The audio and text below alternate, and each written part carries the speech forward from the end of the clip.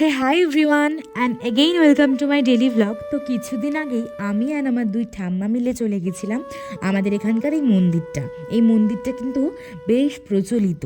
এটা হচ্ছে লোকনাথ বাবার কচুয়া মন্দির। তো আমরা প্রথমে ওখানে গিয়ে ডালা কিনে নিলাম, আর প্রত্যেকবার আমরা গিয়ে এই দাদুটার দোকান থেকে ডালা কিনি। অনেক বছর পর গেলাম। এই দাদুটার ওয়াইফ আগে থাকতো, ওই ঠাম্মাটা খুব ভালো ছিল। তো ওই ঠাম্মাটা নাকি 5 মাস হলো মারা গেছেন। তো শুনে একটু খারাপ লাগলো। তো তারপর আমরা কিন্তু পুজো দিয়ে একটু প্রসাদ খেলাম, তারপর জলটা ঢালছিলাম। এখানকার নিয়মটা না একটু আলাদা, মানে পুজো দিয়ে তোমরা প্রসাদ খাবে, দেন তারপর 12টার সময় অঞ্জলি হবে, তারপর মন্দির বন্ধ হয়ে যাবে, আবার 4টের সময় খুলবে। তো আমরা অঞ্জলি দেওয়ার পরে এই মহাপ্রসাদটা দেয়, সেটাই নিয়েছিলাম। তারপরে তার আগে আমরা কুপন কেটেছিলাম, খিচুড়ি পোলাও পাওয়া যায়, তোমরা যে কোনো একটা কাটতেই পারো। আমরা খিচুড়ি প্রসাদ খেলাম।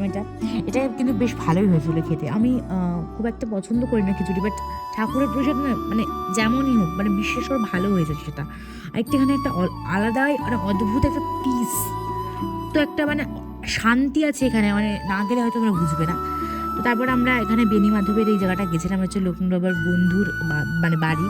তারপর ওখান থেকে কিছুটা দূরেই করুণাময় মন্দিরটা ছিল, এটাও না খুব সুন্দর। বাট আমরা যখন গেছিলাম মন্দির বন্ধ ছিল, আবার 4টের সময় খুলতো, বাট আমাদের একটু তাড়া ছিল বাড়ি যাওয়ার। তো কেমন লাগলো ভিডিওটা অবশ্যই জানিও।